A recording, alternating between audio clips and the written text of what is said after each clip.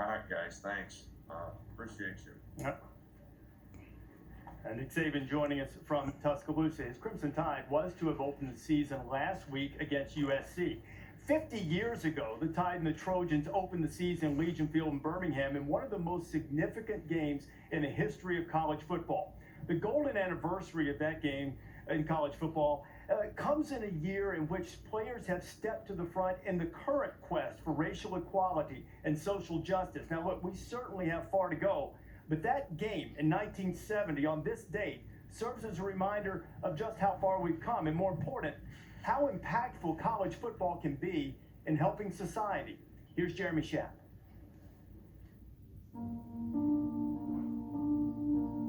In the 1960s, Alabama was pretty much like it was during the slavery years.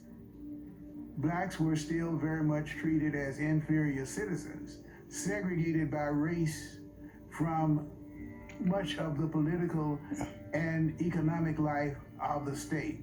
And I say segregation now, segregation tomorrow, and segregation forever.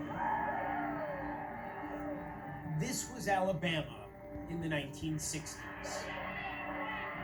You know, I saw the images of the dogs and the fire hoses and the marches, and saw that on television and was just amazed at how much carnage was happening and didn't really understand why.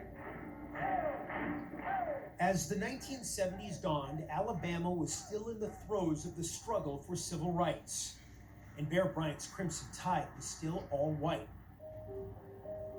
Then, Bryant asked his good friend John McKay of USC if he'd bring his Trojans to Birmingham to open the 1970 season. He said that we were going to play the University of Alabama in Birmingham, and that, we're going to focus on just the football aspect of it and not worry about the civil rights situation. By 1970, USC had 18 black players on the varsity roster. There was only one black player in the Alabama program, Wilbur Jackson. Like all freshmen at the time, he was ineligible to play for the varsity. To accelerate the rate of integration on the Alabama football team, the Afro-American Student Association had filed suit in 1969. The association was represented by a young attorney named U.W. Clement. The black students at Alabama were determined to require Bear Bryant to recruit black players. It was important for us to be a part of that institution. The question was, if we can win without them, right? That's where some in the Alabama fan base were. Look, we're really good without that, so why do we want to do that? Many have theorized that Bear Bryant had one singular motivation for scheduling USC: to demonstrate for Alabama's fans why the time for change had arrived. The vast majority of black Alabamians felt as I and cheered for USC. September 12th, 1970, Legion Field. Playing Southern Cal, it was terrific. Fans were excited. The place was just electric. Sam Cunningham, USC's backup fullback, entered the game on the Trojans' opening possession. Our spring practice was tougher than that game. I mean, the holes looked like you could drive a car through them, and no disrespect to Alabama. Our guys on defense were as tough as a $3 steak, and they just could not get him down. Cunningham scored twice in the first quarter. He was unstoppable, as were most of his teammates on offense and defense. The Crimson Tide, the pride of Southern football, got manhandled. The Trojan offense gained 559 yards.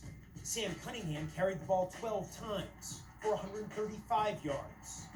Their black guys were bigger, stronger, faster. Their white guys were bigger, stronger, faster. And if they had any polka dot guys, they were bigger, stronger, and faster. The final score, 42-21. If Bear Bryant had truly hoped the Trojans would make a point that was impossible for Alabama fans to misunderstand, they had, and then some.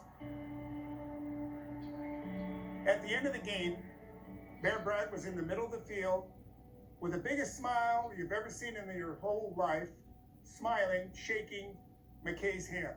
Did you ever see Bear Bryant smile after such a loss? When it was over, Bryant would personally thank and congratulate Sam Cunningham. The black citizens of Birmingham gave thanks as well. Outside of the stadium, there were hundreds of black people, not a white face there. And they were singing hymns and holding candles, and a couple were beating Bibles on the bus. Happy that we were there with them. Happy that we've done what we've done. Soon, the Afro-American Student Association withdrew its lawsuit.